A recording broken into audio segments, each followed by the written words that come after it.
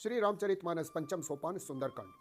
शांत सनातन अप्रमेय अर्थात प्रमाणों से परे निष्पाप मोक्ष रूप परम शांति देने वाले ब्रह्मा शंभु और शेष जी से निरंतर सेवित वेदांत के द्वारा जानने योग्य सर्वव्यापक देवताओं में सबसे बड़े माया से मनुष्य रूप में दिखने वाले समस्त पापों को हरने वाले करुणा की खान रघुकुल में श्रेष्ठ तथा राजाओं के शिरोमणि राम कहलाने वाले जगदीश्वर की मैं वंदना करता हूँ। हे रघुनाथ जी, मैं सत्य कहता हूँ और फिर आप सबके अंतरात्मा ही हैं, यानी सब जानते ही हैं कि मेरे हृदय में कोई दूसरी इच्छा नहीं है। हे रघुकुल श्रेष्ठ, मुझे अपनी निर्भरा यानी पूर्ण भक्ति दीजिए और मेरे मन को काम आदि दोषों से रहित कीजिए।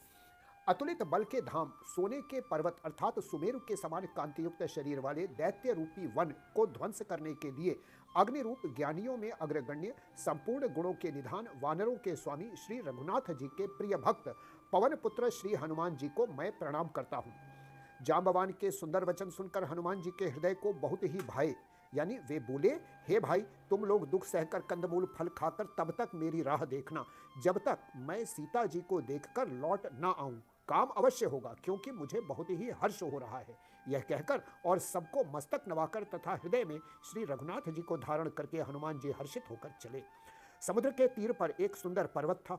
हनुमान जी खेल से ही अर्थात अनायास ही कूदकर उसके ऊपर जा चढ़े और बार बार श्री रघुवीर का स्मरण करके अत्यंत बलवान हनुमान जी उस पर से बड़े वेग से उछले।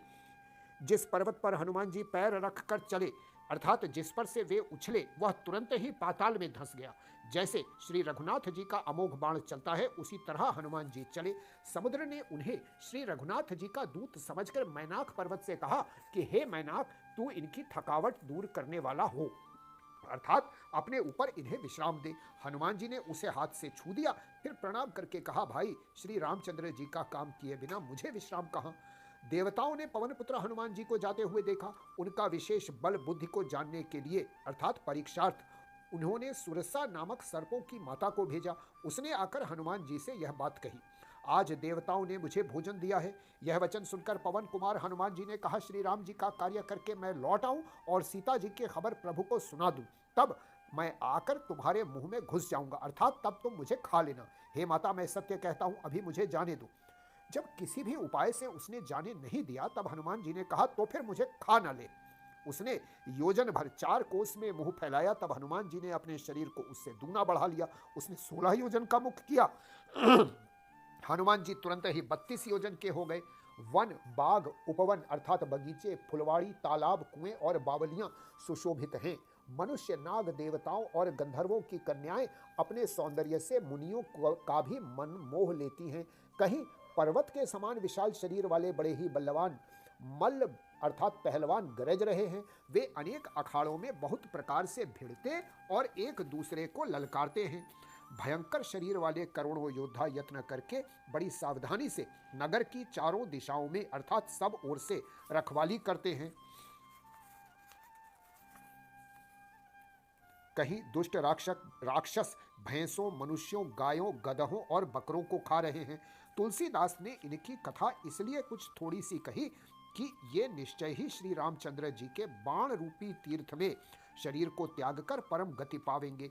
नगर के बहुसंख्यक रखवालों को देखकर हनुमान जी ने मन में विचार किया कि अत्यंत छोटा रूप धरूं और रात के समय नगर में प्रवेश करूं। हनुमान जी मच्छर के समान अर्थात छोटा सा रूप धारण कर नर रूप से लीला करने वाले भगवान श्री रामचंद्र जी का स्मरण करके लंका को चले। लंका के द्वार पर लंकिनी नाम की एक राक्षसी रहती थी। वह बोली, मेरा निरादर करके बिना मुझसे पूछे कहाँ चला जा रहा है। रे मूर्ख, तूने मेरा भेद नहीं जाना। जहां तक अर्थात जितने चोर हैं वे सब मेरे आहार हैं। महाकपि हनुमान जी ने उसे एक घूंसा मारा जिससे वह खून की उल्टी करती हुई पृथ्वी पर लुढ़क पड़ी। वह लंकिनी फिर अपने को संभाल कर उठी और डर के मारे हाथ जोड़कर विनती करने लगी। वह बोली, रावण को जब ब्रह्मा जी ने वर दिया था तब चलते समय उन्होंने मुझे राक्षसों के विनाश की यह पहचान बता दी थी कि जब तू बंदर के मारने से व्याकुल हो जाए तब तू राक्षसों का संहार हुआ जान लेना। हे तात, मेरे बड़े पुण्य हैं जो मैं श्री रामचंद्र जी के दूत अर्थात आपको नेत्रों से देख पाई। हे तात, स्वर्ग और मोक्ष के सब सुखों को तराजू के एक पलड़े में रखा जाए तो भी वे सब मिलकर दूसरे पलड़े पर रखे हुए उस सुख के बराबर नहीं हो सकते जो लव अर्थात क्षण मात्र के सत्संग से होता है। अयोध्यापुरी के राजा श्री रघुनाथ जी को हृदय में रखे हुए नगर में प्रवेश करके सब काम कीजिए, उसके लिए विष अमृत हो जाता है, शत्रु मित्रता करने लगते हैं, समुद्र गाय के खुर के बराबर हो जाता है, अग्नि में शीतलता आ जाती है, और हे गरुण जी, सुमेरु पर्वत उसके लिए रज के समान हो जाता है। जिसे श्री रामचंद्र जी ने एक बार कृपा करके देख लिया, तब हनुमान जी ने बहुत ही छोटा रूप धारण किया और भगवान का स्मरण करके नगर में प्रवेश किया। उन्होंने एक एक अर्थात प्रत्येक महल की खोज की, जहां तहां असंख्य योद्धा देखे, फिर वे रावण के महल में गए। वह अत्यंत विचित्र था, जिसका वर्णन नहीं हो सकता। हनुमान जी ने उस रावण को शयन किए देखा, परंतु महल में जानकी जी नहीं दिखाई दी। फिर एक सुंदर महल दिखाई दिया, वहां उसमें भगवान का एक अलग मंदिर बना हुआ था। वह महल श्री राम जी के आयुध अर्थात धनुष बाण के चिन्हों से अंकित था। उसकी शोभा वर्णित नहीं की जा सकती। वहां नवीन नवीन तुलसी के वृक्ष समूहों को देखकर कपिराज श्री हनुमान जी हर्षित हुए। लंका तो राक्षसों के समूह का निवास स्थान है, यहां सज्जन यानी साधु पुरुष का निवास कहां? हनुमान जी मन में इस प्रकार का तर्क करने लगे। उसी समय विभीषण जी जागे। उन्होंने अर्थात विभीषण ने राम नाम स्मरण उच्चारण किया। हनुमान जी ने उन्हें सज्जन जाना और हृदय में हर्षित हुए। हनुमान जी ने विचार किया कि इनसे हट करके अर्थात अपनी ओर से परिचय करूंगा, क्योंकि साधु से कार्य की हानि नहीं होती, प्रत्युत लाभ ही होता है। विप ब्राह्मण का रूप धरकर हनुमान जी ने उन्हें वचन सुनाए अर्थात पुकारा। सुनते ही विभीषण जी उठकर वहां आए, प्रणाम करके कुशल पूछा और कहा कि हे ब्राह्मण देव, अपनी कथा समझा कर कहिए। क्या आप हरिभक्तों में से कोई है? क्योंकि आपको देखकर मेरे हृदय में अत्यंत प्रेम उमड़ रहा है। अथवा क्या आप दीनों से प्रेम करने वाले स्वयं श्री राम ही हैं, जो मुझे बड़भागी बनाने अर्थात घर बैठे दर्शन देकर कृतार्थ करने आए हैं? तब हनुमान जी ने श्री रामचंद्र जी की सारी कथा कहकर अपना नाम बताया। सुनते ही दोनों के शरीर पुलकित हो गए और राम जी के गुण समूहों का स्मरण करके दोनों के मन प्रेम और आनंद में मग्न हो गए। विभीषण जी ने कहा, हे पवन पुत्र, मेरी रहनी सुनो। मैं यहाँ वैसे ही रहता हूँ जैसे दांतों के बीच में बेचारी जीभ। हे तात, मुझे अनाथ जानकर सूर्य कुल के नाथ श्री रामचंद्र जी क्या कभी मुझ पर कृपा करेंगे? मेरा तामसी अर्थात राक्षसी शरीर होने से साधन तो कुछ बनता नहीं, और न मन में श्री रामचंद्र जी के चरण कमलों में प्रेम ही है। परंतु हे हनुमान, अब मुझे विश्वास हो गया है कि श्री राम जी की मुझ पर कृपा है, क्योंकि हरि की कृपा के बिना संत नहीं मिलते। जब श्री रघुवीर ने कृपा की है, तभी तो आपने मुझे हट करके अर्थात अपनी ओर से दर्शन दिए हैं। हनुमान जी ने कहा, हे विभीषण जी सुनिए, प्रभु की यही रीति है कि वे सेवक पर सदा ही प्रेम किया करते हैं। भला कहिए, मैं कौन बड़ा कुलीन हूँ, जाति का चंचल वानर हूँ और सब प्रकार से नीच हूँ। प्रातः काल जो हम लोगों अर्थात बंदरों का नाम ले ले तो उस दिन उसे भोजन न मिले। हे सखा सुनिए, मैं ऐसा अधम हूँ, पर श्री रामचंद्र जी ने तो मुझ पर भी कृपा ही की है। भगवान के गुणों का स्मरण करके हनुमान जी के दोनों नेत्रों में अर्थात प्रेमाश्रुओं का जल भर आया। जो जानते हुए भी ऐसे स्वामी अर्थात श्री रघुनाथ जी को भुलाकर विषयों के पीछे भटकते फिरते हैं, वे दुखी क्यों न हो। इस प्रकार श्री राम जी के गुण समूहों को कहते हुए उन्होंने अनिर्वचनीय अर्थात परम शांति प्राप्त की। फिर विभीषण जी ने श्री जानकी जी जिस प्रकार वहां लंका में रहती थी वह सब कथा कही। तब हनुमान जी ने कहा, हे भाई सुनो, मैं जानकी माता को देखना चाहता हूँ। विभीषण जी ने माता के दर्शन की सब युक्तियां अर्थात उपाय कह सुनाई। तब हनुमान जी विदा लेकर चले गए। फिर वही पहले का मसक सरीखा रूप धरकर वहां गए जहां अशोक वन में अर्थात वन के जिस भाग में सीता जी रहती थी। सीता जी को देखकर हनुमान जी ने उन्हें मन ही में प्रणाम किया। उन्हें बैठे ही बैठे रात्रि के चारों पहर बीत जाते हैं। शरीर दुबला हो गया है, सिर पर जटाओं की एक वेणी अर्थात लट है। हृदय में श्री रघुनाथ जी के गुण समूहों का जाप अर्थात स्मरण करती रहती हैं। श्री जानकी जी नेत्रों को अपने चरणों में लगाए हुए हैं अर्थात नीचे की ओर देख रही हैं और मन श्री राम जी के चरण कमलों में लीन है। जानकी जी को दीन अर्थात दुखी देखकर पवन पुत्र हनुमान बहुत ही दुखी हुए। हनुमान जी वृक्ष के पत्तों में छिप रहे और विचार करने लगे कि हे भाई, क्या करूं? इनका दुख कैसे दूर करूं। उसी समय बहुत सी स्त्रियों को साथ लिए सज धज कर रावण वहां आया। उस दुष्ट ने सीता जी को बहुत प्रकार से समझाया, साम दाम दंड और भेद दिखलाया। रावण ने कहा, हे सुमुखी, हे सयानी, सुनो, मंदोदरी आदि सब रानियों को मैं तुम्हारी दासी बना दूंगा। यह मेरा प्रण है, तुम एक बार मेरी ओर देखो तो सही। अपने परम स्नेही कोसलाधीश श्री रामचंद्र जी का स्मरण करके जानकी जी तिनके की आड़ अर्थात पर्दा करके कहने लगी, हे दशमुख सुन, जुगनू के प्रकाश से कभी कमलिनी खिल सकती है। जानकी जी फिर कहती है, तू अपने लिए भी ऐसा ही मन में समझ ले रे दुष्ट, तुझे श्री रघुवीर के बाण की खबर नहीं है। अपने को जुगनू के समान और श्री रामचंद्र जी को सूर्य के समान सुनकर और सीता जी के कठोर वचनों को सुनकर रावण तलवार निकालकर बड़े गुस्से में आकर बोला, सीता, तूने मेरा अपमान किया है, मैं तेरा सिर इस कठोर कृपाण से काट डालूंगा, नहीं तो अब भी जल्दी मेरी बात मान ले हे सुमुखी, नहीं तो जीवन से हाथ धोना पड़ेगा।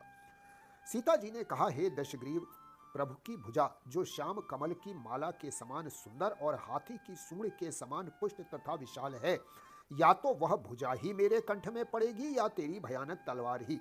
रे शठ, सुन, यही मेरा सच्चा प्राण है। सीता जी कहती हैं, ये चंद्रहास तलवार श्री रघुनाथ जी के विरह की अग्नि से उत्पन्न मेरी बड़ी भारी जलन को तू हर ले। हे तलवार, तू शीतल, तीव्र और श्रेष्ठ धारा बहाती है, अर्थात तेरी धार ठंडी और तेज है, तू मेरे दुख के बोझ को हर ले। सीता जी के वह वचन सुनते ही वह मारने दौड़ा। तब मैं दानव की पुत्री मंदोदरी ने नीति कहकर उसे समझाया। तब रावण ने सब राक्षसियों को बुलाकर कहा कि जाकर सीता को बहुत प्रकार से भय दिखलाओ। यदि महीने भर में यह कहा न माने तो मैं इसे तलवार निकालकर मार डालूंगा। यूं कहकर रावण घर चला गया। यहाँ राक्षसियों के समूह बहुत से बुरे रूप धरकर सीता जी को भय दिखलाने लगे। उन्हीं में एक त्रिजटा नाम की राक्षसी थी। उसकी श्री रामचंद्र जी के चरणों में प्रीति थी और वह विवेक अर्थात ज्ञान में निपुण थी। उसने सबों को बुलाकर अपना स्वप्न सुनाया और कहा, सीता जी की सेवा करके अपना कल्याण कर लो। स्वप्न में मैंने देखा कि एक बंदर ने लंका जला दी, राक्षसों की सारी सेना मार डाली गई। रावण नंगा है और गधे पर सवार है, उसके सिर मुड़े हुए हैं, 20 भुजाएं कटी हुई हैं। इस प्रकार से वह दक्षिण यानी यमपुरी की दिशा को जा रहा है और मानो लंका विभीषण ने पाई है। नगर में श्री रामचंद्र जी की दुहाई फिर गई। तब प्रभु ने सीता जी को बुला भेजा। मैं पुकार कर अर्थात निश्चय के साथ कहती हूं कि यह स्वप्न कुछ ही दिनों बाद सत्य होकर रहेगा। उसके वचन सुनकर सब राक्षसियां डर गईं और जानकी जी के चरणों पर गिर पड़ी। तब इसके बाद वे सब जहां तहां चली गईं। सीता जी मन में सोच करने लगी कि 1 महीना बीत जाने पर नीच राक्षस रावण मुझे मारेगा। सीता जी हाथ जोड़कर त्रिजटा से बोली, हे माता, तू मेरी विपत्ति की संगिनी है, जल्दी कोई ऐसा उपाय कर जिससे मैं शरीर छोड़ सकूं। विरह असह्य हो चला है, अब यह सहा नहीं जाता। काठ लाकर चिता बनाकर सजा दे, हे माता, फिर उसमें आग लगा दे। हे सयानी, तू मेरी प्रीति को सत्य कर दे। रावण की शूल के समान दुख देने वाली वाणी कानों से कौन सुने। सीता जी के वचन सुनकर त्रिजटा ने चरण पकड़कर उन्हें समझाया और प्रभु का प्रताप, बल और सुयश सुनाया। उसने कहा, हे सुकुमारी, सुनो, रात्रि के समय आग नहीं मिलेगी। ऐसा कहकर वह अपने घर चली गई। सीता जी मन ही मन कहने लगी, क्या करूं, विधाता ही विपरीत हो गया, न आग मिलेगी न पीड़ा मिटेगी। आकाश में अंगारे प्रकट दिखाई दे रहे हैं पर पृथ्वी पर एक भी तारा नहीं आता। चंद्रमा अग्निमय है किंतु वह भी मानो मुझ हतभागिनी जानकर आग नहीं बरसाता। हे अशोक वृक्ष, मेरी विनती सुन ले, मेरा शोक हर ले और अपना अर्थात अशोक नाम सत्य कर। तेरे नए नए कोमल पत्ते अग्नि के समान हैं। अग्नि दे, विरह रोग का अंत मत कर, अर्थात विरह रोग को बढ़ाकर सीमा तक न पहुंचा। सीता जी को विरह से परम व्याकुल देखकर वह क्षण हनुमान जी को कल्प के समान बीता। तब हनुमान जी ने हृदय में विचार कर सीता जी के सामने अंगूठी डाल दी, मानो अशोक ने अंगारा दे दिया। यह समझकर सीता जी ने हर्षित होकर उठकर उसे हाथों में ले लिया। तब उन्होंने राम नाम से अंकित अत्यंत सुंदर एवं मनोहर अंगूठी देखी। अंगूठी को पहचान कर सीता जी आश्चर्यचकित होकर उसे देखने लगी और हर्ष तथा विषाद से हृदय में अकुला उठी। वे सोचने लगी, श्री रघुनाथ जी तो सर्वथा अजेय हैं, उन्हें कौन जीत सकता है, और माया से ऐसी अर्थात माया के उपादान से सर्वथा रहित दिव्य चिन्मय अंगूठी बनाई नहीं जा सकती। सीता जी मन में अनेक प्रकार के विचार कर रही थी। इसी समय हनुमान जी मधुर वचन बोले।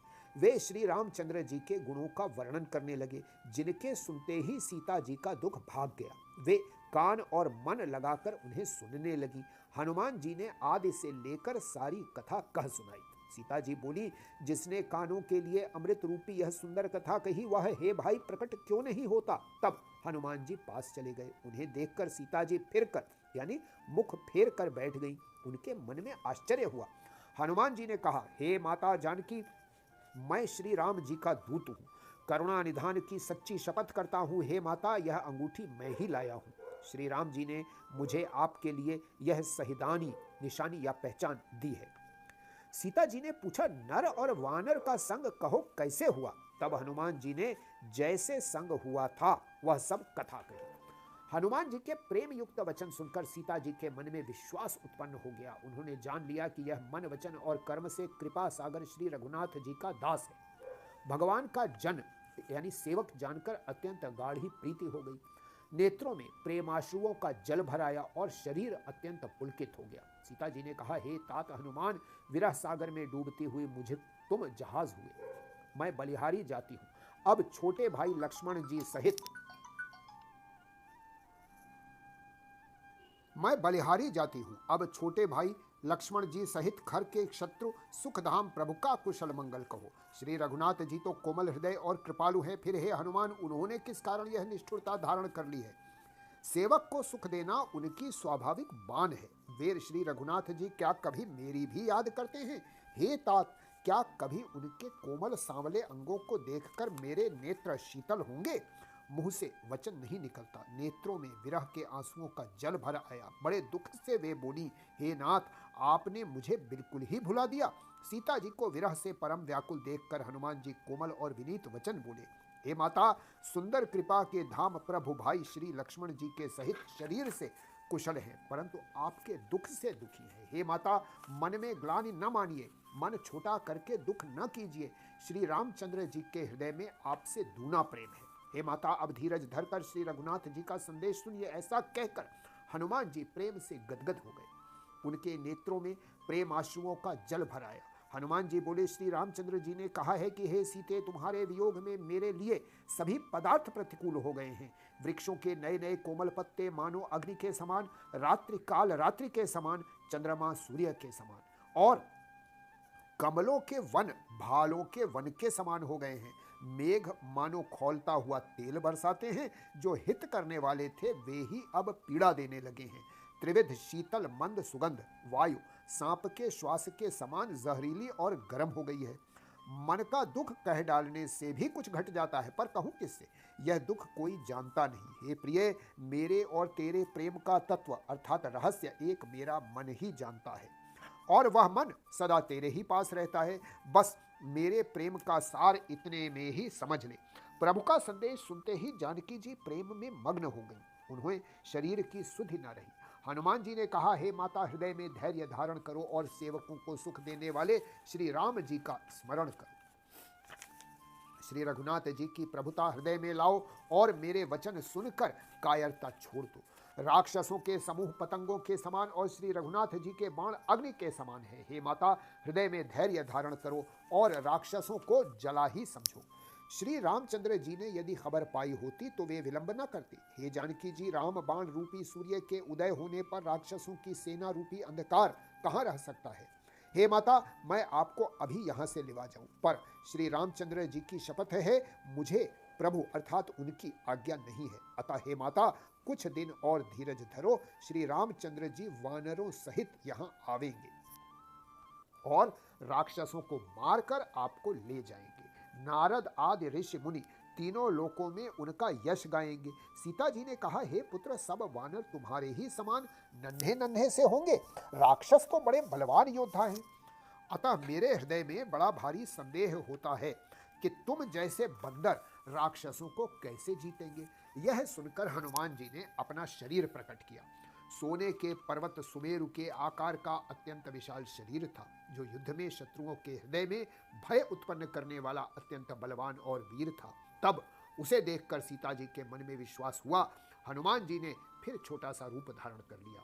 हे माता सुनो, वानरों में बहुत बल बुद्धि नहीं होती, परंतु प्रभु के प्रताप से बहुत छोटा सर्प भी गरुड़ को खा सकता है, अतः निर्बल भी महान बलवान को मार सकता है। भक्ति प्रताप तेज और बल से सनी हुई हनुमान जी की वाणी सुनकर सीता जी के मन में संतोष हुआ। उन्होंने श्री रामचंद्र जी के प्रिय जानकर हनुमान जी को आशीर्वाद दिया कि हे तात, तुम बल और शील के निधान हो। हे पुत्र, तुम अजर यानी बुढ़ापे से रहित अमर और गुणों के खजाने हो। श्री रघुनाथ जी तुम पर बहुत कृपा करें, प्रभु कृपा करें, ऐसा कानों से सुनते ही हनुमान जी पूर्ण प्रेम में मग्न हो गए।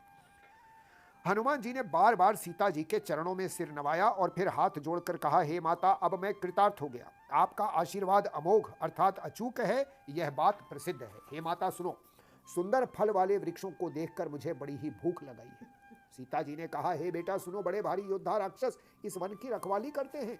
हनुमान जी ने कहा, हे माता, यदि आप मन में सुख माने यानी प्रसन्न होकर आज्ञा दें तो मुझे उनका भय तो बिल्कुल नहीं है। हनुमान जी को बुद्धि बल और निपुण जानकर जानकी जी ने कहा, जाओ हे तात, श्री रघुनाथ जी के चरणों को हृदय में धारण करके मीठे फल खाओ। वे सीता जी को सिर निभाकर चले और बाग में घुस गए।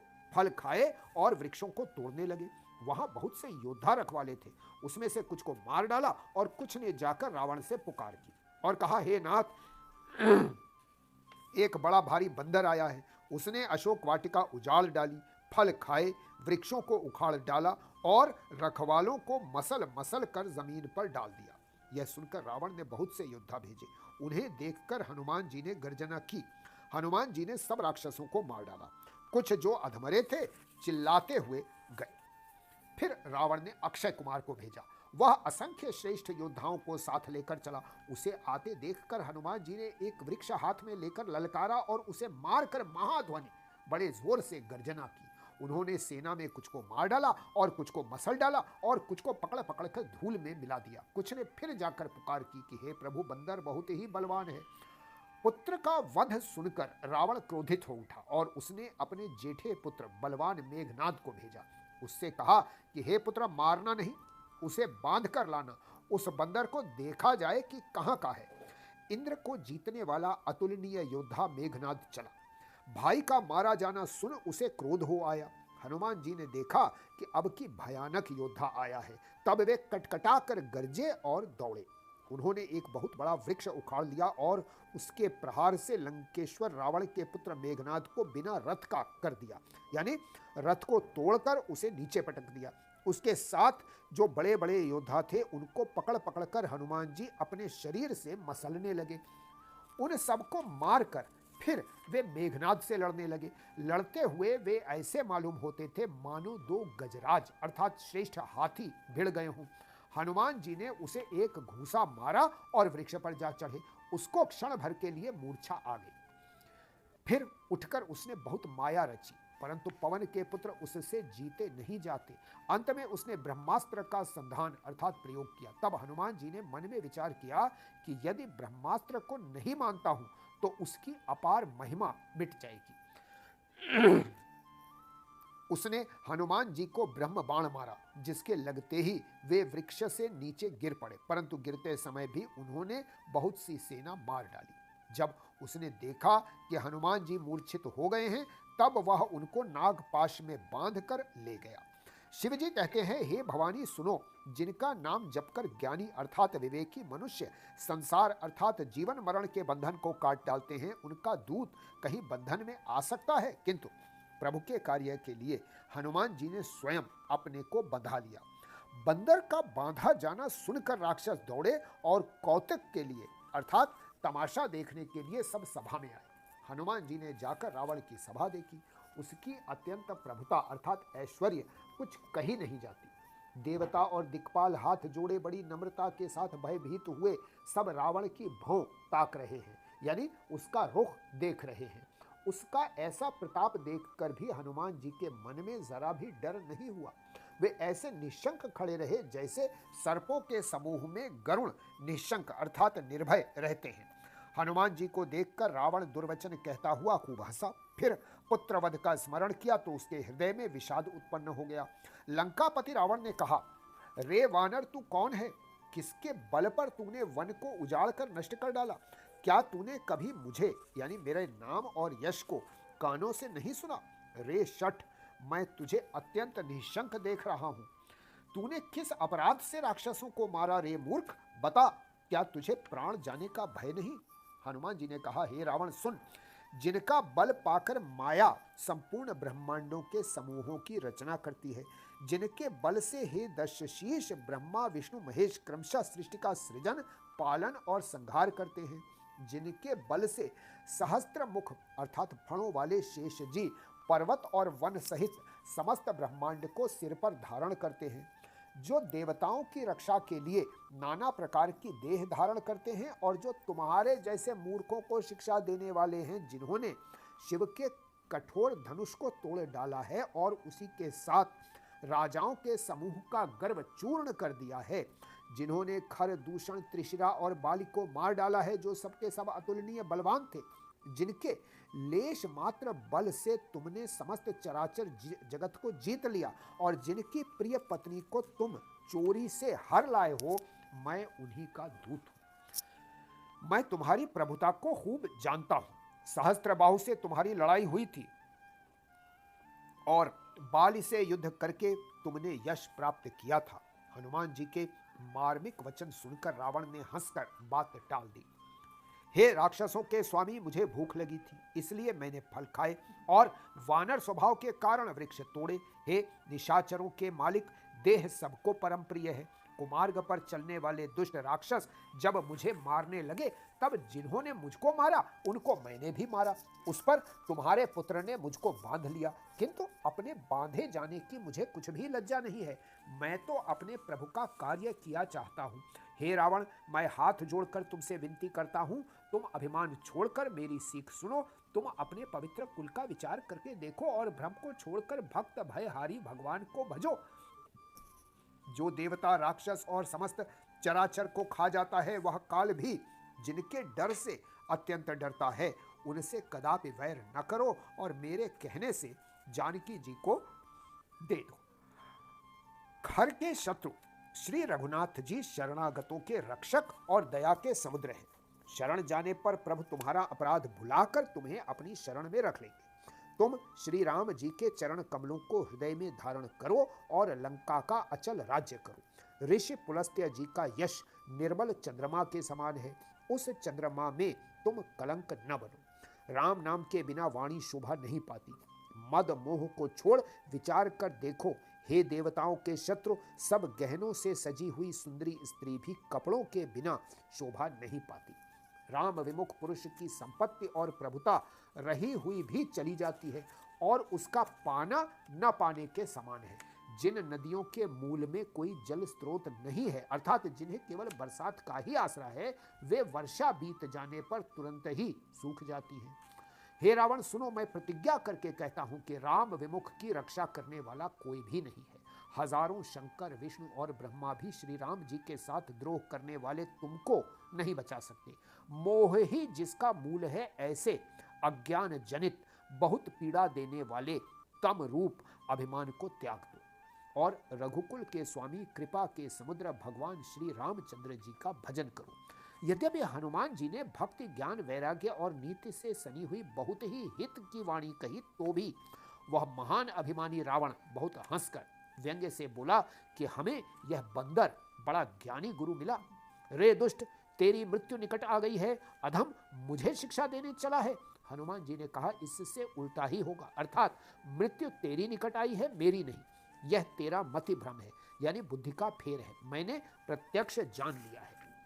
हनुमान जी के वचन सुनकर वह बहुत ही कुपित हो गया और बोला, अरे इस मूर्ख का प्राण शीघ्र ही क्यों नहीं हर लेते। सुनते ही राक्षस उन्हें मारने दौड़े। उसी समय मंत्रियों के साथ विभीषण जी वहां आ पहुंचे। उन्होंने सिर नवाकर और बहुत विनय करके रावण से कहा कि दूत को मारना नहीं चाहिए, यह नीति के विरुद्ध है। हे गोसाई, कोई दूसरा दंड दिया जाए। सबने कहा, भाई यह सलाह उत्तम है। यह सुनते ही रावण हंसकर बोला, अच्छा तो बंदर को अंगभंग करके भेज यानी लौटा दिया जाए। मैं सबको समझा कर कहता हूं कि बंदर की ममता पूंछ पर होती है, अतः तेल में कपड़ा डुबोकर उसे इसकी पूंछ में बांधकर फिर आग लगा दो। जब बिना पूंछ का यह बंदर वहां अपने स्वामी के पास जाएगा, तब यह मूर्ख अपने मालिक को साथ ले आएगा, जिनकी इसने बहुत बड़ाई की है। मैं जरा उनकी प्रभुता अर्थात सामर्थ्य तो देखूं। यह वचन सुनते ही हनुमान जी मन ही मन मुस्कुराए, यानी मन ही मन बोले कि मैं जान गया सरस्वती जी इसे ऐसी बुद्धि देने में सहायक हुई है। रावण के वचन सुनकर मूर्ख राक्षस वही पूंछ में आग लगाने की तैयारी करने लगे। पूंछ में लपेटने में इतना कपड़ा और घी तेल लगा कि नगर में कपड़ा, घी और तेल नहीं रह गया। हनुमान जी ने ऐसा खेल किया कि पूंछ बढ़ गई, लंबी हो गई। नगरवासी लोग तमाशा देखने आए। वे हनुमान जी को पैर से ठोकर मारते हैं और उनकी बहुत हंसी करते हैं। ढोल बजते हैं, सब लोग तालियां पीटते हैं। हनुमान जी को नगर में फिराकर फिर पूंछ में आग लगा दी जाती है। अग्नि को जलते हुए देखकर हनुमान जी तुरंत ही बहुत छोटे रूप में हो गए। बंधन से निकलकर वे सोने की अटारियों पर जा चढ़े। उनको देखकर राक्षसों की स्त्रियां भयभीत हो गईं। उस समय भगवान की प्रेरणा से 49 पवन चलने लगे। हनुमान जी अट्टहास करके गरजे और बढ़कर आकाश से जा लगे। देह बड़ी विशाल परंतु उन बहुत ही हल्की फुर्तीली है। वे दौड़कर एक महल से दूसरे महल पर चढ़ जाते हैं। नगर जल रहा है, लोग बेहाल हो गए हैं। आग की करोड़ों भयंकर लपटें झपट रही हैं। हाय बप्पा, हाय मैया, इस अवसर पर हमें कौन बचावेगा? चारों ओर से यही पुकार सुनाई पड़ रही है। हमने तो पहले ही कहा था यह वानर नहीं है, वानर रूप धरे कोई देवता है। साधु के अपमान का यह फल है कि नगर अनाथ के नगर की तरह जल रहा है। हनुमान जी ने एक ही क्षण में सारा नगर जला डाला, एक विभीषण का घर नहीं जलाया। शिव जी कहते हैं, हे पार्वती, जिन्होंने अग्नि को बनाया हनुमान जी उन्हीं के दूत हैं, इसी कारण से वे अग्नि से नहीं जले। हनुमान जी ने उलट पलट कर यानी एक ओर से दूसरी ओर तक सारी लंका जला दी। फिर वे समुद्र में कूद पड़े। पूंछ बुझाकर थकावट दूर करके और फिर छोटा सा रूप धारण कर हनुमान जी श्री जानकी जी के सामने हाथ जोड़कर जा खड़े हुए। हनुमान जी ने कहा, हे माता, मुझे कोई चिन्ह अर्थात पहचान दीजिए, जैसे श्री रघुनाथ जी ने मुझे दिया था। तब सीता जी ने चूड़ामणि उतार कर दी। हनुमान जी ने उसको हर्षपूर्वक ले लिया। जानकी जी ने कहा, हे तात, मेरा प्रणाम निवेदन करना और इस प्रकार कहना, हे प्रभु, यद्यपि आप सब प्रकार से पूर्ण काम है, आपको किसी प्रकार की कामना नहीं है, अर्थात यही हुआ, तथापि दीनों यानी दुखियों पर दया करना आपका विरध है और मैं दीन हूं। अतः उस विरध को याद करके हे नाथ, मेरे भारी संकट को दूर कीजिए। हे तात, इंद्रपुत्र जयंत की कथा यानी घटना सुनाना और प्रभु को उनके बाण का प्रताप समझाना अर्थात स्मरण कराना। यदि महीने भर में नाथ ना आए तो फिर मुझे जीती ना पाएंगे। हे हनुमान, कहो मैं किस प्रकार प्राण रखूं? हे तात, तुम भी अब जाने को कह रहे हो। तुमको देखकर छाती ठंडी हुई थी, फिर मुझे वही दिन और वही रात। हनुमान जी ने जानकी जी को समझाकर बहुत प्रकार से धीरज दिया और उनके चरण कमलों में सिर नवाकर श्री राम जी के पास गमन किया। चलते समय उन्होंने महाध्वनि से भारी गर्जन किया, जिसको सुनकर राक्षसों की स्त्रियों के गर्भ गिरने लगे। समुद्र लांघ कर वे इस पार आए और उन्होंने वानरों को किलकिला शब्द हर्ष ध्वनि सुनाया। हनुमान जी को देखकर सब हर्षित हो गए। तब वानरों ने अपना नया जन्म समझा। हनुमान जी मुख प्रसन्न है और शरीर में तेज विराजमान है, जिससे उन्होंने समझ लिया कि ये श्री रामचंद्र जी का कार्य कर आए हैं।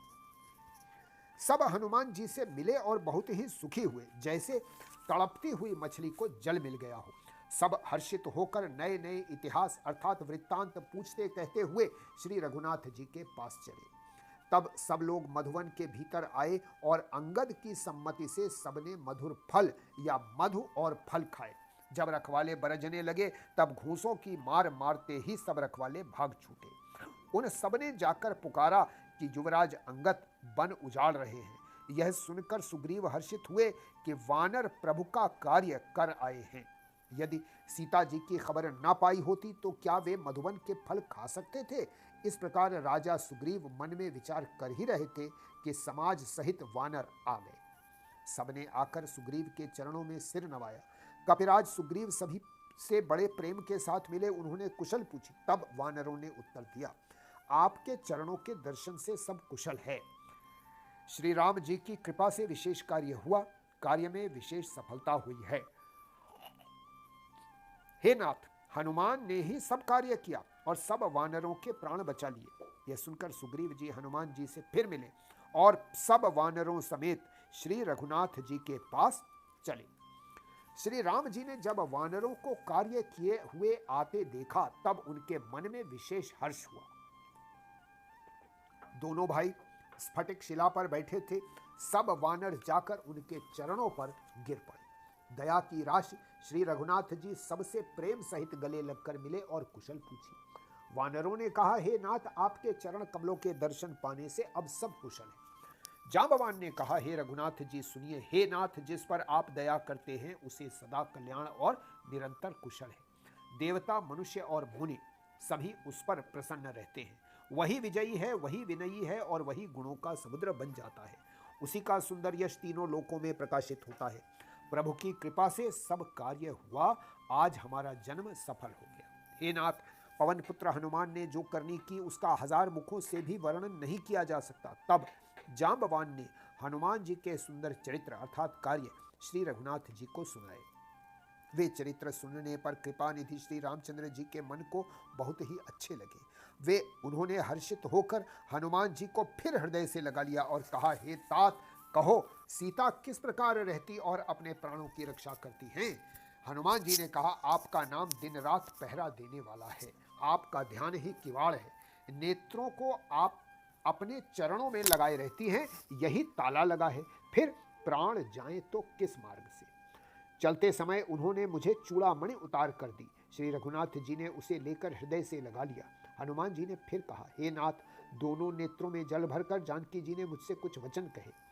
छोटे भाई समेत प्रभु के चरण पकड़ना और कहना कि आप दीन बंधु हैं, चरणागत के दुख को हरने वाले हैं और मैं मन, वचन और कर्म से आपके चरणों की अनुरागिणी हूं। फिर स्वामी, आपने मुझे किस अपराध से त्याग दिया?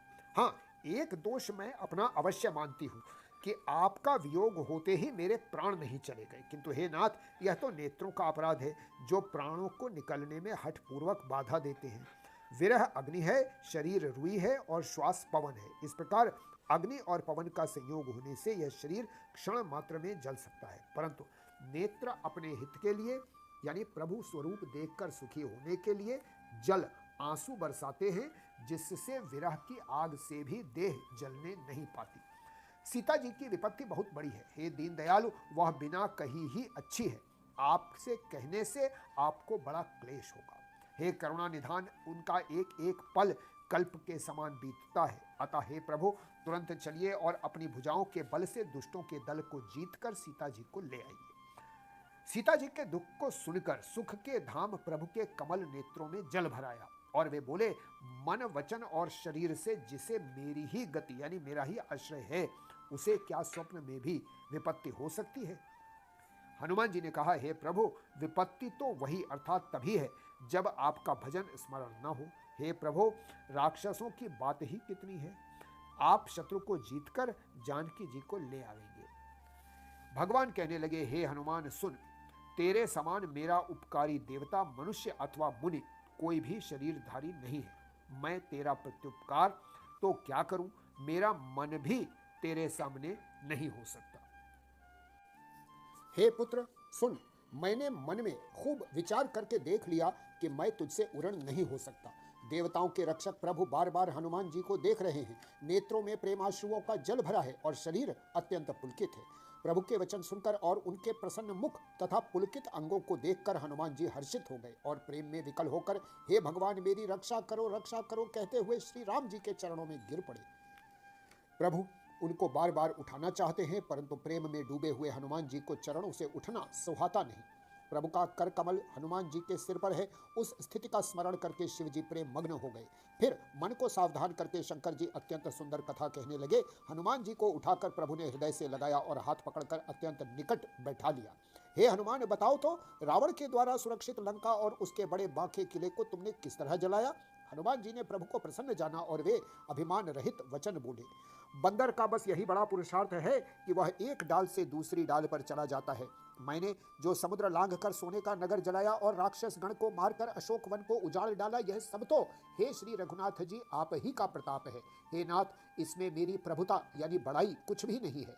हे प्रभु, जिस पर आप प्रसन्न हो उसके लिए कुछ भी कठिन नहीं है। आपके प्रभाव से रुई, जो स्वयं बहुत जल्दी जल जाने वाली वस्तु है, बड़वा नल को निश्चय ही जला सकती है, अर्थात असंभव भी असंभव हो सकता है। हे नाथ, मुझे अत्यंत सुख देने वाली अपनी निश्चल भक्ति कृपा करने दीजिए। हनुमान जी की अत्यंत सरल वाणी सुनकर हे भवानी, तब प्रभु श्री रामचंद्र जी ने एवमस्तु, ऐसा ही हो, कहा। हे उमा, जिसने श्री राम जी का स्वभाव जान लिया उसे भजन छोड़कर दूसरी बात ही नहीं सुहाती। वह स्वामी सेवक का संवाद जिसके हृदय में आ गया, वही श्री रघुनाथ जी के चरणों की भक्ति पा गया। प्रभु के वचन सुनकर वानरगण कहने लगे, कृपालु आनंद कंद श्री राम जी की जय हो, जय हो, जय हो। तब श्री रघुनाथ जी ने कपिराज सुग्रीव को बुलाया और कहा, चलने की तैयारी करो। अब विलंब किस कारण किया जाए? वानरों को तुरंत आज्ञा दो। भगवान की यह लीला यानी रावण वध की तैयारी देखकर बहुत से फूल बरसाकर और हर्षित होकर देवता आकाश से अपने अपने लोक को चले गए। वानरराज सुग्रीव ने शीघ्र ही वानरों को बुलाया। सेनापतियों के समूह आ गए। वानर भालुओं के झुंड अनेक रंगों के हैं और उनमें अतुलनीय बल है। वे प्रभु के चरण कमलों में सिर नवाते हैं। महान बलवान रीछ और वानर गरज रहे हैं। श्री राम जी ने वानरों की सारी सेना देखी, तब कमल नेत्रों से कृपा पूर्वक उनकी ओर दृष्टि डाली। राम कृपा का बल पाकर श्रेष्ठ वानर मानो पंख वाले बड़े पर्वत हो गए। तब श्री राम जी ने हर्षित होकर प्रस्थान यानी कूच किया। अनेक सुंदर और शुभ शकुन हुए।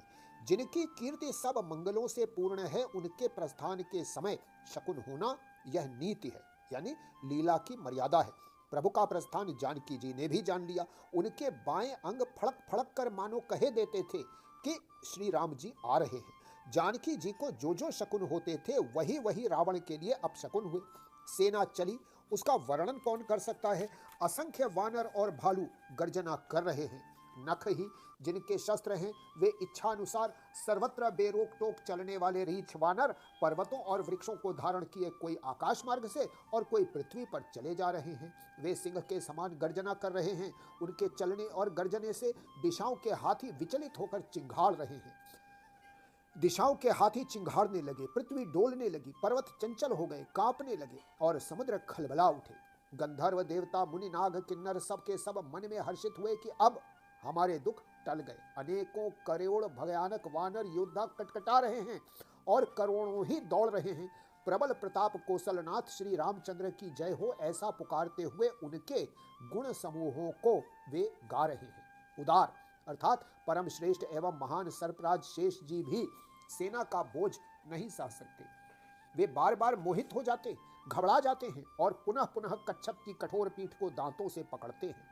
ऐसा करते अर्थात बार बार दांतों को गड़ाकर कच्छप की पीठ पर लकीर सी खींचते हुए वे कैसी शोभा दे रहे हैं, मानो श्री रामचंद्र जी की सुंदर प्रस्थान यात्रा को परम सुहावनी जानकर उसकी अचल पवित्र कथा को सर्पराज शेष जी कच्छप की पीठ पर लिख रहे हो।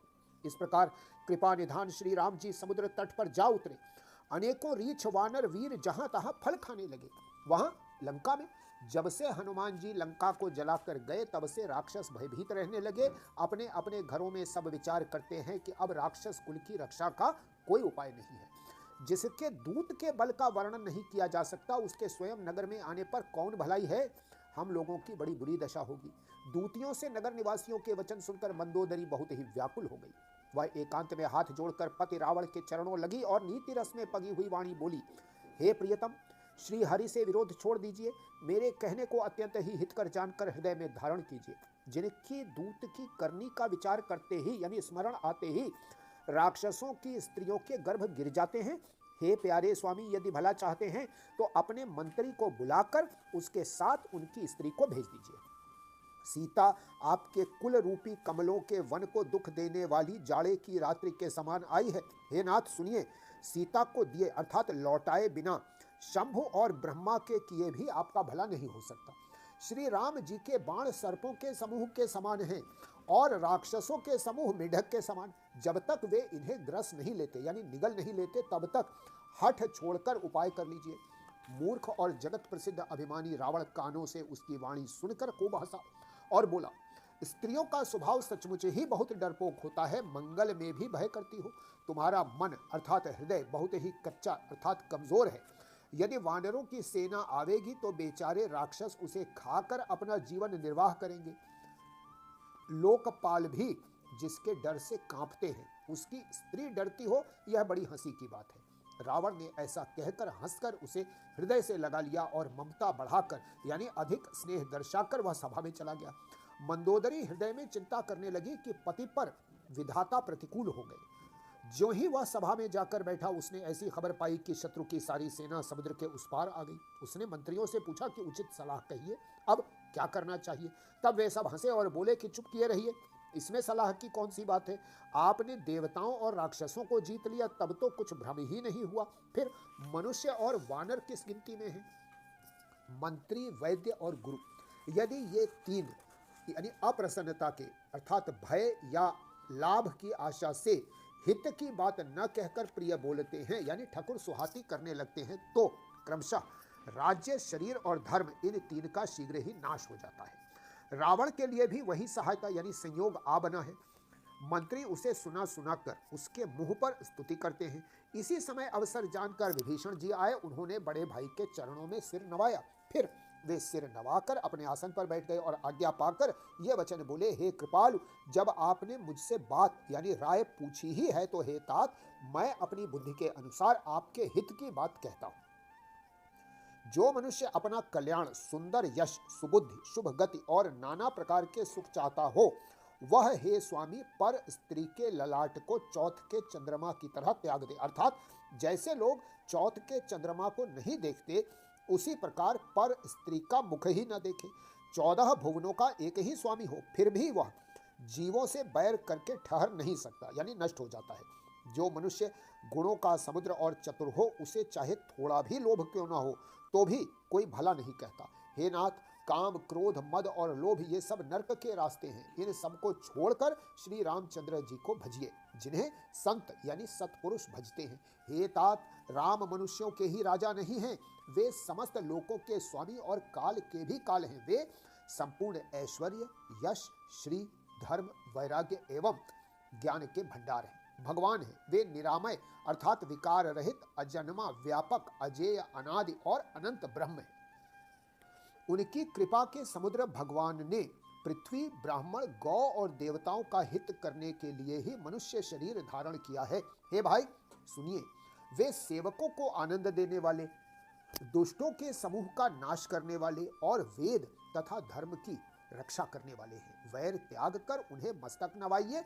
वे श्री रघुनाथ जी शरणागत का दुख नाश करने वाले हैं। हे नाथ, उन प्रभु अर्थात सर्वेश्वर को जानकी जी दे दीजिए और बिना ही कारण स्नेह करने वाले श्री राम जी को भजिए। जिसे संपूर्ण जगत से द्रोह करने का पाप लगा है, शरण जाने पर प्रभु उसका भी त्याग नहीं करते। जिसका नाम तीनों तापों का नाश करने वाला है, वे ही प्रभु भगवान मनुष्य रूप में प्रकट हुए हैं। हे रावण, हृदय में यह समझ लीजिए।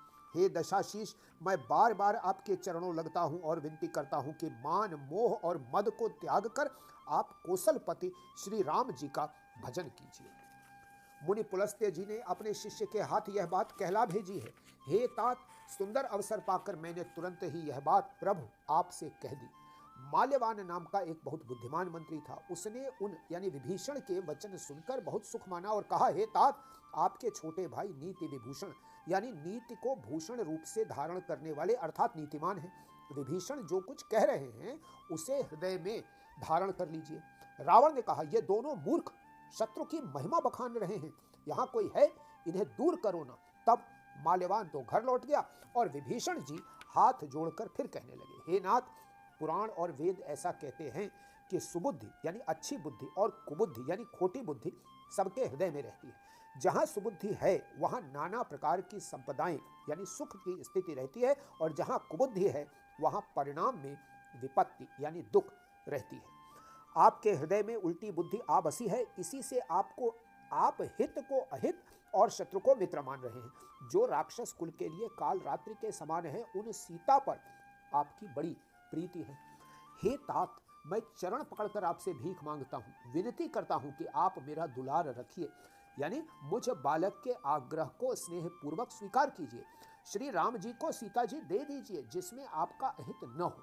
विभीषण ने पंडितों, पुराणों और वेदों द्वारा सम्मत यानी अनुमोदित वाणी से नीति बखान कर कही, पर उसे सुनते ही रावण क्रोधित होकर उठा और बोला कि रे दुष्ट, अब मृत्यु तेरे निकट आ गई है।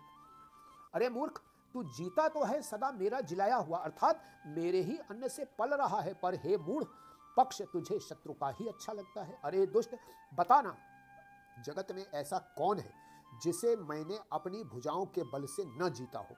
मेरे नगर में रहकर प्रेम करता है तपस्वियों पर। मूर्ख, उन्हीं से जा मिल और उन्हीं को नीति बता। ऐसा कहकर रावण ने उन्हें लात मारी, परंतु छोटे भाई विभीषण ने मारने पर भी बार बार उसके चरण ही पकड़े। शिवजी कहते हैं, हे उमा,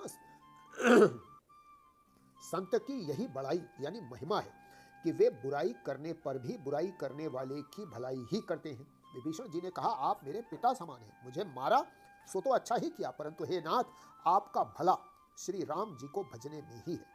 इतना कहकर विभीषण अपने मंत्रियों को साथ लेकर आकाश मार्ग में गए और सबको सुनाकर वे ऐसा कहने लगे, श्री राम जी सत्य संकल्प एवं सर्व समर्थ प्रभु हैं, और हे रावण, तुम्हारी सभा काल के वश है, अतः मैं अब श्री रघुवीर की शरण जाता हूं, मुझे दोष न देना।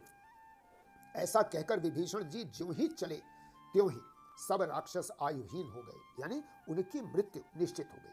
शिवजी कहते हैं, हे भवानी, साधु का अपमान तुरंत ही संपूर्ण कल्याण की हानि यानी नाश कर देता है। रावण ने जिस क्षण विभीषण को त्यागा, उसी क्षण वह अभागा वैभव यानी ऐश्वर्य से हीन हो गया। विभीषण जी हर्षित होकर मन में अनेकों मनोरथ करते हुए श्री रघुनाथ जी के पास चले। वे सोचते जाते थे, मैं जाकर भगवान के कोमल और लाल वर्ण के सुंदर चरण कमलों के दर्शन करूंगा, जो सेवकों को सुख देने वाले हैं, जिन चरणों का स्पर्श पाकर ऋषि पत्नी अहल्या तर गई और जो दंडक वन को पवित्र करने वाले हैं, जिन चरणों को जानकी जी ने हृदय में धारण कर रखा है, जो कपट मृग के साथ पृथ्वी पर उसे पकड़ने को दौड़े थे, और जो चरण कमल साक्षात शिव जी के हृदय रूपी सरोवर में विराजते हैं। मेरा अहोभाग्य है कि मैं आज उन्हीं को देखूंगा। जिन चरणों की पादुकाओं में भरत जी ने अपना मन लगा रखा है, आहा, आज मैं उन्हीं चरणों को अभी जाकर इन नेत्रों से देखूंगा। इस प्रकार प्रेम सहित विचार करते हुए वे शीघ्र ही समुद्र के इस पार, जिधर श्री रामचंद्र जी की सेना थी, आ गए। वानरों ने विभीषण को आते देखा तो उन्होंने जाना कि शत्रु का कोई खास दूत है। उन्हें यानी पहरे पर ठहराकर वे सुग्रीव के पास आए और उनको सब समाचार कह सुनाए। सुग्रीव ने श्री राम जी के पास जाकर कहा, हे रघुनाथ जी सुनिए, रावण का भाई आपसे मिलने आया है। प्रभु श्री राम जी ने कहा, हे मित्र, तुम क्या समझते हो, तुम्हारी क्या राय है। वानर राज सुग्रीव ने कहा, हे महाराज सुनिए, राक्षसों की माया जानी नहीं जाती। यह इच्छानुसार रूप बदलने वाला छली न जाने किस कारण यह आया है। जान पड़ता है यह मूर्ख हमारा भेद लेने आया है, इसलिए मुझे तो यही अच्छा लगता है कि इसे बांध रखा जाए। श्री राम जी ने कहा, हे मित्र, तुमने नीति तो अच्छी विचारी, परंतु मेरा प्रण तो है शरणागत के भय को हर लेना। प्रभु के वचन सुनकर हनुमान जी हर्षित हुए और मन ही मन कहने लगे कि भगवान कैसे शरणागत वत्सल हैं, यानी शरण में आए हुए पर पिता की भांति प्रेम करने वाले हैं। श्री राम जी फिर बोले, जो मनुष्य अपने अहित का अनुमान करके शरण में आए हुए का त्याग कर देता है, वह पामर क्षुद्र है, पापमय है, उसे देखने में भी हानि है, यानी पाप लगता है। जिसे करोड़ों ब्राह्मणों की हत्या लगी हो, शरण में आने पर मैं उसे भी नहीं त्यागता। जीव ज्यों ही मेरे सम्मुख होता है, त्यों ही उसके करोड़ों जन्मों के पाप नष्ट हो जाते हैं। पापी का यह सहज स्वभाव होता है कि मेरा भजन उसे कभी नहीं सुहाता। यदि वह यानी रावण का भाई निश्चय ही दुष्ट हृदय का होता तो क्या वह मेरे सम्मुख आ सकता था। जो मनुष्य निर्मल मन का होता है वही मुझे पाता है। मुझे कपट और छल छिद्र नहीं सुहाते। यदि उसे रावण ने भेद लेने भेजा है तब भी हे सुग्रीव, अपने को कुछ भी भय या हानि नहीं है, क्योंकि हे सखे, जगत में जितने भी राक्षस हैं, लक्ष्मण क्षण भर में उन सबको मार सकते हैं। और यदि वह भयभीत होकर मेरी शरण में आया है तो मैं उसे प्राणों की तरह रखूंगा। कृपा के धाम श्री राम जी ने हंसकर कहा, दोनों ही स्थितियों में उसे ले आओ। तब अंगद और हनुमान सहित सुग्रीव जी कृपालु श्री राम जय की जय हो कहते हुए वहां से चले गए। विभीषण जी को आदर सहित आगे करके वानर फिर वहां चले जहां करुणा की खान श्री रघुनाथ जी थे। नेत्रों को आनंद देने वाले अत्यंत सुखद दोनों भाइयों को विभीषण जी ने दूर ही से देखा। फिर शोभा के धाम श्री राम जी को देखकर वे पलक मारना रोककर ठिठक कर यानी स्तब्ध होकर एकटक देखते ही रह गए। भगवान की विशाल भुजाएं हैं, लाल कमल के समान नेत्र हैं और शरणागत के भय का नाश करने वाला सांवला शरीर है। सिंह के से कंधे हैं, विशाल वक्ष स्थल यानी चौड़ी छाती अत्यंत शोभा दे रहा है। असंख्य कामदेवों के मन को मोहित करने वाला मुख है। भगवान के स्वरूप को देखकर विभीषण जी के नेत्रों में प्रेमाश्रुओं का जल भराया और शरीर अत्यंत पुलकित हो गया। फिर मन में धीरज धरकर उन्होंने कोमल वचन कहे, हे नाथ, मैं दशमुख रावण का भाई हूँ। हे देवताओं के रक्षक, मेरा जन्म राक्षस कुल में हुआ है। मेरा तामसी शरीर है, स्वभाव से ही मुझे पाप प्रिय है। जैसे उल्लू को अंधकार पर सहज स्नेह होता है, मैं कानों से आपका सुयश सुनकर आया हूं कि प्रभु भव अर्थात जीवन मरण के भय का नाश करने वाले हैं। हे दुखियों के दुख दूर करने वाले और शरणागत को सुख देने वाले श्री रघुवीर, मेरी रक्षा कीजिए, रक्षा कीजिए। प्रभु ने उन्हें ऐसा कहकर दंडवत करते देखा तो वे अत्यंत हर्षित होकर तुरंत उठे। विभीषण जी के दीन वचन सुनने पर प्रभु के मन को बहुत भाए। उन्होंने अपनी विशाल भुजाओं से उनको पकड़कर अपने हृदय से लगा लिया। छोटे भाई लक्ष्मण जी सहित गले मिलकर उनको अपने पास बैठाकर श्री राम जी भक्तों के भय को हरने वाले वचन बोले, हे लंकेश, परिवार सहित अपनी कुशल कहो। तुम्हारा निवास बुरी जगह पर है, दिन रात दुष्टों की मंडली में बसते हो। ऐसी दशा में हे सखे, तुम्हारा धर्म किस प्रकार निभता है। मैं तुम्हारी सब रीति आचार व्यवहार जानता हूँ। तुम अत्यंत नीति निपुण हो, तुम्हें अनीति नहीं सुहाती। हे तात, नरक में रहना वरम अच्छा है, परंतु विधाता दुष्ट का संग कभी न दे। विभीषण जी ने कहा, हे रघुनाथ जी, अब आपके चरणों का दर्शन कर कुशल से हूँ। जो आपने अपना सेवक जानकर मुझ पर दया की है, तब तक जीव की कुशल नहीं है और न स्वप्न में भी उसके मन को शांति है, जब तक वह शोक के घर काम यानी विषय कामना को छोड़कर श्री राम जी को नहीं भजता। लोभ मोह मत्सर यानी डाह, मद और मान आदि अनेकों दुष्ट तभी तक हृदय में बसते हैं जब तक धनुष बाण और कमर में तरकस धारण किए हुए श्री रघुनाथ जी हृदय में नहीं बसते। ममता पूर्ण अंधेरी रात है जो राग द्वेष रूपी उल्लुओं को सुख देने वाली है। वह ममता रूपी रात्रि तभी तक जीव के मन में बसती है जब तक प्रभु आपका प्रताप रूपी सूर्य उदय नहीं होता। हे श्री राम जी, आपके चरणारविंद के दर्शन कर अब मैं कुशल से हूँ, मेरे भारी भय मिट गए। हे कृपालु, आप जिस पर अनुकूल होते हैं उसे तीनों प्रकार के भवशूल आध्यात्मिक, आधिदैविक और आधिभौतिक ताप नहीं व्यापते। मैं अत्यंत नीच स्वभाव का राक्षस हूँ। मैंने कभी शुभ आचरण नहीं किया। जिनका रूप मुनियों के भी ध्यान में नहीं आता, उन प्रभु ने स्वयं हर्षित होकर मुझे हृदय से लगा लिया। हे कृपा और सुख के पुंज श्री राम जी, मेरा अत्यंत असीम सौभाग्य है जो मैंने ब्रह्मा और शिव जी के द्वारा सेवित युगल चरण कमलों को अपने नेत्रों से देखा। श्री राम जी ने कहा, हे सखा सुनो, मैं तुम्हें अपना स्वभाव कहता हूँ, जिसे काक भुषुंडी शिवजी और पार्वती जी भी जानती हैं। कोई मनुष्य अर्थात संपूर्ण जड़ चेतन जगत का द्रोही हो, यदि वह भी भयभीत होकर मेरी शरण तक आ जाए और मद मोह तथा नाना प्रकार के छल कपट त्याग दे, तो मैं उसे बहुत शीघ्र साधु समान कर देता हूँ। माता पिता भाई पुत्र स्त्री शरीर धन घर मित्र और परिवार, इन सबके ममत्व रूपी तागों को बटोरकर और उन सब की एक डोरी बटकर उसके द्वारा जो अपने मन को मेरे चरणों में बांध देता है, सारे अर्थात सारे सांसारिक संबंधों का केंद्र मुझे बना लेता है। जो समदर्शी है, जिसे कुछ इच्छा नहीं है और जिसके मन में हर्ष शोक और भय नहीं है, ऐसा सज्जन मेरे हृदय में कैसे बसता है, जैसे लोभी के हृदय में धन बसा करता है। तुम सरीखे संत ही मुझे प्रिय हैं। मैं और किसी के निहोरे से अर्थात कृतज्ञतावश देह धारण नहीं करता। जो सगुण अर्थात साकार भगवान के उपासक हैं, दूसरे के हित में लगे रहते हैं, नीति और नियमों में दृढ़ हैं और जिन्हें ब्राह्मणों के चरणों में प्रेम है, वे मनुष्य मेरे प्राणों के समान हैं। हे लंकापति सुनो, तुम्हारे अंदर उपर्युक्त सब गुण हैं, इससे तुम मुझे अत्यंत ही प्रिय हो। श्री राम जी के वचन सुनकर सब वानरों के समूह कहने लगे, कृपा के समूह श्री राम जी की जय हो। प्रभु की वाणी सुनते हैं और उसे कानों के लिए अमृत जानकर विभीषण जी अघाते नहीं हैं।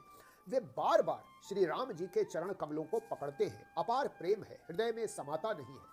विभीषण जी ने कहा, हे देव, हे चराचर जगत के स्वामी, हे शरणागत के रक्षक, हे सबके हृदय के भीतर की जानने वाले, सुनिए, मेरे हृदय में पहले कुछ वासना थी, वह प्रभु के चरणों की प्रीति रूपी नदी में बह गई। अब तो हे कृपालु शिव जी के मन को सदैव प्रिय लगने वाली अपनी पवित्र भक्ति मुझे दीजिए। एवमस्तु, ऐसा ही हो कहकर रणधीर प्रभु श्री राम जी ने तुरंत ही समुद्र का जल मांगा और कहा, हे सखा, यद्यपि तुम्हारी इच्छा नहीं है, पर जगत में मेरा दर्शन अमोघ है, वह निष्फल नहीं जाता। ऐसा कहकर श्री राम जी ने उनको राज तिलक कर दिया। आकाश से पुष्पों की अपार वृष्टि हुई। श्री राम जी ने रावण के क्रोध रूपी अग्नि में जो अपनी अर्थात विभीषण की श्वास यानी वचन रूपी पवन से प्रचंड हो रही थी, जलते हुए विभीषण को बचा लिया और उसे अखंड राज्य दिया। शिव जी ने जो संपत्ति रावण को 10 सिरों की बलि देने पर दी थी, वही संपत्ति श्री रघुनाथ जी ने विभीषण को बहुत सकुचते हुए दी। ऐसे परम कृपालु प्रभु को छोड़कर जो मनुष्य दूसरे को भजते हैं, वे बिना सींग पूंछ के पशु हैं। अपना सेवक जानकर विभीषण को श्री राम जी ने अपना लिया। प्रभु का स्वभाव वानर कुल के मन को बहुत भाया। फिर सब कुछ जानने वाले, सबके हृदय में बसने वाले, सर्वरूप अर्थात सब रूपों में प्रकट, सबसे रहित, उदासीन कारणों से यानी भक्तों पर कृपा करने के लिए मनुष्य बने हुए तथा राक्षसों के कुल का नाश करने वाले श्री राम जी नीति की रक्षा करने वाले वचन बोले। हे वीर वानरराज सुग्रीव और लंकापति विभीषण, सुनो, इस गहरे समुद्र को किस प्रकार पार किया जाए। अनेक जाति के मगर, सांप और मछलियों से भरा हुआ यह अत्यंत अथाह समुद्र पार करने में सब प्रकार से कठिन है। विभीषण जी ने कहा, हे रघुनाथ जी सुनिए, यद्यपि आपका एक बाण ही करोड़ों समुद्रों को सोखने वाला है यानी सोख सकता है, तथापि नीति ऐसी कही गई है यानी उचित यह होगा कि पहले जाकर समुद्र से प्रार्थना की जाए। हे प्रभु, समुद्र आपके कुल में बड़े यानी पूर्वज हैं, वे विचार कर उपाय बतला देंगे। तब रीछ और वानरों की सारी सेना बिना ही परिश्रम के समुद्र के पार उतर जाएगी। श्री राम जी ने कहा, हे सखा, तुमने अच्छा उपाय बताया, यही किया जाए। यदि दैव सहायक हो। यह सलाह लक्ष्मण जी के मन को अच्छी नहीं लगी। श्री राम जी के वचन सुनकर तो उन्हें बहुत ही दुख पाया।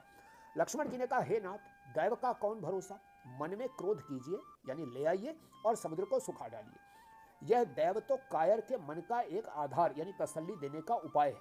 आलसी लोग ही दैव दैव पुकारा करते हैं। यह सुनकर श्री रघुवीर हंसकर बोले, ऐसा ही करेंगे, मन में धीरज रखो।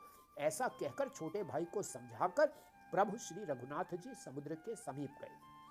उन्होंने पहले सिर नवाकर प्रणाम किया, फिर किनारे पर कुश बिछाकर बैठ गए। इधर जो ही विभीषण जी प्रभु के पास आए थे, त्यों ही रावण ने उनके पीछे दूत भेजे थे। कपट से वानर का शरीर धारण कर उन्होंने सब लीलाएं देखी। वे अपने हृदय में प्रभु के गुणों की और शरणागत पर उनके स्नेह की सराहना करने लगे। फिर भी वे प्रकट रूप में भी अत्यंत प्रेम के साथ श्री राम जी के स्वभाव की बड़ाई करने लगे। उन्हें दुराव यानी कपटवेश भूल गया। तब वानरों ने जाना कि ये शत्रु के दूत हैं और वे उन सबको बांधकर सुग्रीव के पास ले आए। सुग्रीव ने कहा, सब वानरों सुनो, राक्षसों के अंग भंग करके भेज दो। सुग्रीव के वचन सुनकर वानर दौड़े। दूतों को बांधकर उन्होंने सेना के चारों ओर घुमाया। वानर उन्हें बहुत तरह से मारने लगे। वे दीन होकर पुकारते थे, फिर भी वानरों ने उन्हें नहीं छोड़ा। तब दूतों ने पुकार कर कहा, जो हमारे नाक कान काटेगा उसे कौशलाधीश श्री राम जी की सौगंध है। यह सुनकर लक्ष्मण जी ने सबको निकट बुलाया। उन्हें बड़ी दया लगी। इससे हंसकर उन्होंने राक्षसों को तुरंत ही छुड़ा दिया और उनसे कहा, रावण के हाथ में यह चिट्ठी देना और कहना, हे कुल घातक, लक्ष्मण के शब्दों यानी संदेश से को वांचो। फिर उस मूर्ख से जबानी यह मेरा उदार यानी कृपा से भरा हुआ संदेश कहना कि सीता जी को देकर उनसे यानी श्री राम जी से मिलो, नहीं तो तुम्हारा काल आ गया समझो। लक्ष्मण जी के चरणों में मस्तक नवाकर श्री राम जी के गुणों की कथा वर्णन करते हुए दूत तुरंत ही चल दिए। श्री राम जी का यश कहते हुए वे लंका में आए और उन्होंने रावण के चरणों में सिर नवाए। दशमुख रावण ने हंसकर बात पूछी, अरे शुक, अपनी कुशल क्यों नहीं कहता? फिर उस विभीषण का समाचार सुना, मृत्यु जिसके अत्यंत निकट आ गई है। मूर्ख ने राज्य करते हुए लंका को त्याग दिया, अभागा अब जौ का कीड़ा यानी घुन बनेगा। जौ के साथ जैसे घुन भी पिस जाता है, वैसे ही नर वानरों के साथ वह भी मारा जाएगा। फिर भालू और वानरों की सेना का हाल क्या है, जो कठिन काल की प्रेरणा से यहाँ चली आई है और जिनके जीवन का रक्षक कोमल चित्त वाला बेचारा समुद्र बन गया है। अर्थात उनके और राक्षसों के बीच में यदि समुद्र ना होता तो अब तक राक्षस उन्हें मारकर खा गए होते। फिर उन तपस्वियों की बात बता जिनके हृदय में मेरा बड़ा डर है। उनसे तेरी भेंट हुई या वे कानों से मेरा सुयश सुनकर ही लौट गए? शत्रु सेना का तेज और बल बताता क्यों नहीं? तेरा चित्त बहुत ही चकित यानी भौचक्का सा हो रहा है। दूत ने कहा, हे नाथ, आपने जैसे कृपा करके पूछा है वैसे ही क्रोध छोड़कर मेरा कहना मानिए, यानी मेरी बात पर विश्वास कीजिए। जब आपका छोटा भाई श्री राम जी से जाकर मिला तब उसके पहुंचते ही श्री राम जी ने उसको राज तिलक कर दिया। हम रावण के दूत हैं, यह कानों से सुनकर वानरों ने हमें बांधकर बहुत कष्ट दिए, यहाँ तक कि वे हमारे नाक कान काटने लगे। श्री राम जी की शपथ दिलाने पर कहीं उन्होंने हमको छोड़ा। हे नाथ, आपने श्री राम जी की सेना पूछी, सो वह तो 100 करोड़ मुखों से भी वर्णन नहीं की जा सकती। अनेकों रंगों के भालू और वानरों की सेना है, जो भयंकर मुख वाले विशाल शरीर वाले और भयानक हैं। जिसने नगर को जलाया और आपके पुत्र अक्षय कुमार को मारा, उसका बल तो सब वानरों में थोड़ा है। असंख्य नामों वाले बड़े ही कठोर और भयंकर योद्धा हैं। उनमें असंख्य हाथियों का बल है और वे बड़े ही विशाल हैं। द्विविध, मयंद, नील, नल, अंगद, गद, विकटास्य, दधिमुख, केसरी, निषठ, शठ और जांबवान, ये सभी बल की राशि है। ये सब वानर बल में सुग्रीव के समान हैं और इनके जैसे एक दो नहीं करोड़ों हैं। उन बहुत सौ को गिन ही कौन सकता है। श्री राम जी की कृपा से उनमें अतुलनीय बल है। वे तीनों लोगों को तृण के समान तुच्छ समझते हैं। हे दशग्रीव, मैंने कानों से ऐसा सुना है कि 18 पद्म तो अकेले वानरों के सेनापति हैं। हे नाथ, उस सेना में ऐसा कोई वानर नहीं जो आपको रण में न जीत सके। सबके सब अत्यंत क्रोध से हाथ मींचते हैं, पर श्री रघुनाथ जी उन्हें आज्ञा नहीं देते। हम मछलियों और सांपों सहित समुद्र को सोख लेंगे, नहीं तो बड़े बड़े पर्वतों से उसे भरकर पूर यानी पाट देंगे और रावण को मसलकर धूल में मिला देंगे। सब वानर ऐसे ही वचन कह रहे हैं। सब सहज ही निडर हैं, इस प्रकार गरजते और डपटते हैं मानो लंका को निगल ही जाना चाहते हैं। सब वानर भालू सहज ही शूरवीर हैं। फिर उनके सिर पर प्रभु सर्वेश्वर श्री राम जी हैं। हे रावण, वे संग्राम में करोड़ों कालों को जीत सकते हैं। श्री रामचंद्र जी के तेज अर्थात सामर्थ्य, बल और बुद्धि की अधिकता तो लाखों शेष भी नहीं गा सकते। वे एक ही बाण से सैकड़ों समुद्रों को सोख सकते हैं। परंतु नीति निपुण श्री राम जी ने नीति की रक्षा के लिए आपके भाई से उपाय पूछा। उनके अर्थात आपके भाई को वचन सुनकर वे यानी श्री राम जी समुद्र से राह मांग रहे हैं। उनके मन में कृपा भरी है, इसलिए वे उसे सोखते नहीं। दूत के यह वचन सुनते ही रावण खूब हंसा और बोला, जब ऐसी बुद्धि है तभी तो वानरों को सहायक बनाया है। स्वाभाविक ही डरपोक विभीषण के वचन को प्रमाण करके उन्होंने समुद्र से मचलना यानी बालहट ठाना है। अरे मूर्ख, झूठी बड़ाई क्या करता है? बस मैंने शत्रु यानी राम के बल और बुद्धि की थाह पा ली। जिसके विभीषण जैसे डरपोक मंत्री हो, उसे जगत में विजय और विभूति यानी ऐश्वर्य कहां? दुष्ट रावण के वचन सुनकर दूत को क्रोध बढ़ाया। उसने मौका समझकर पत्रिका निकाली और कहा, श्री राम जी के छोटे भाई लक्ष्मण ने यह पत्रिका दी है। हे नाथ, इसे बचवाकर छाती ठंडी कीजिए। रावण ने हंसकर उसे बाएं हाथ से ले लिया और मंत्री को बुलवाकर वह मूर्ख उसे बचाने लगा। पत्रिका में लिखा था, अरे मूर्ख, केवल बातों से ही मन को रिझाकर अपने कुल को नष्ट भ्रष्ट न कर। श्री राम जी से विरोध करके तू विष्णु, ब्रह्मा और महेश की शरण जाने पर भी नहीं बचेगा। या तो अभिमान छोड़कर अपने छोटे भाई विभीषण की भांति प्रभु के चरण कमलों का भ्रमर बन जा, अथवा रे दुष्ट, श्री राम जी के बाण रूपी अग्नि में परिवार सहित पतिंगा हो जा, दोनों में से जो अच्छा लगे सो कर।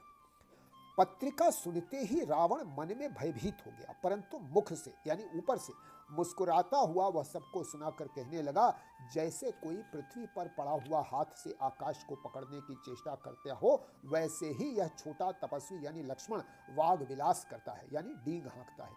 शुक यानी दूत ने कहा, हे नाथ, अभिमानी स्वभाव को छोड़कर इस पत्र में लिखी सब बातों को सत्य समझिए, क्रोध छोड़कर मेरा वचन सुनिए। हे नाथ, श्री राम जी से वैर त्याग दीजिए। यद्यपि श्री रघुवीर समस्त लोकों के स्वामी हैं, पर उनका स्वभाव अत्यंत ही कोमल है। मिलते ही प्रभु आप पर कृपा करेंगे और आपका एक भी अपराध वे हृदय में नहीं रखेंगे। जानकी जी श्री रघुनाथ जी को दे दीजिए। हे प्रभु, इतना कहना मेरा कीजिए। जब उस दूत ने जानकी जी को देने के लिए कहा, तब दुष्ट रावण ने उसको लात मारी। वह भी विभीषण की भांति चरणों में सिर नवाकर वहीं चला जहां कृपा सागर श्री रघुनाथ जी थे। प्रणाम करके उसने अपनी कथा सुनाई और श्री राम जी की कृपा से अपनी गति यानी मुनि का स्वरूप पाई। शिव जी कहते हैं, हे भवानी, वह ज्ञानी मुनि था, अगस्त्य ऋषि के शाप से राक्षस हो गया था। बार बार श्री राम जी के चरणों की वंदना करके वह मुनि अपने आश्रम को चला गया। इधर 3 दिन बीत गए, किंतु जड़ समुद्र विनय नहीं मानता। तब श्री राम जी क्रोध सहित बोले, बिना भय के प्रीति नहीं होती। हे लक्ष्मण, धनुष बाण लाओ, मैं अग्नि बाण से समुद्र को सोख डालूं। मूर्ख से विनय, कुटिल के साथ प्रीति, स्वाभाविक ही कंजूस से सुंदर नीति यानी उदारता का उपदेश, ममता में फंसे हुए मनुष्य से ज्ञान की कथा, अत्यंत लोभी से वैराग्य का वर्णन, क्रोधी से शम की बात और कामी से भगवान की कथा, इनका वैसा ही फल होता है जैसा ऊसर में बीज बोने से होता है। अर्थात ऊसर में बीज बोने की भांति यह सब व्यर्थ जाता है। ऐसा कहकर श्री रघुनाथ जी ने धनुष चढ़ाया। यह मत लक्ष्मण जी के मन को बहुत अच्छा लगा। प्रभु ने भयानक अर्थात अग्नि बाण का संधान किया, जिससे समुद्र के हृदय के अंदर अग्नि की ज्वाला उठी, मगर सांप तथा मछलियों के समूह व्याकुल हो गए। जब समुद्र ने जीवों को जलते जाना, तब सोने के थाल में अनेक मणियों रत्नों को भरकर अभिमान छोड़कर वह ब्राह्मण के रूप में आया। काक भुषुंड जी कहते हैं, हे गरुण जी सुनिए, चाहे कोई करोड़ों उपाय करके सींचे, पर केला तो काटने पर ही फलता है। नीच विनय से नहीं मानता, वह डांटने पर ही झुकता है यानी रास्ते पर आता है। समुद्र ने भयभीत होकर प्रभु के चरण पकड़कर कहा, हे नाथ, मेरे सब अवगुण यानी दोष क्षमा कीजिए। हे नाथ, आकाश, वायु, अग्नि, जल और पृथ्वी, इन सब की करनी स्वभाव से ही जड़ है। आपकी प्रेरणा से माया ने इन्हें सृष्टि के लिए उत्पन्न किया है। सब ग्रंथों ने यही गाया है, जिसके लिए स्वामी की जैसी आज्ञा है वह उसी प्रकार से रहने में सुख पाता है। प्रभु ने अच्छा किया जो मुझे शिक्षा अर्थात दंड दी, परंतु मर्यादा अर्थात जीवों का स्वभाव भी आपकी ही बनाई हुई है।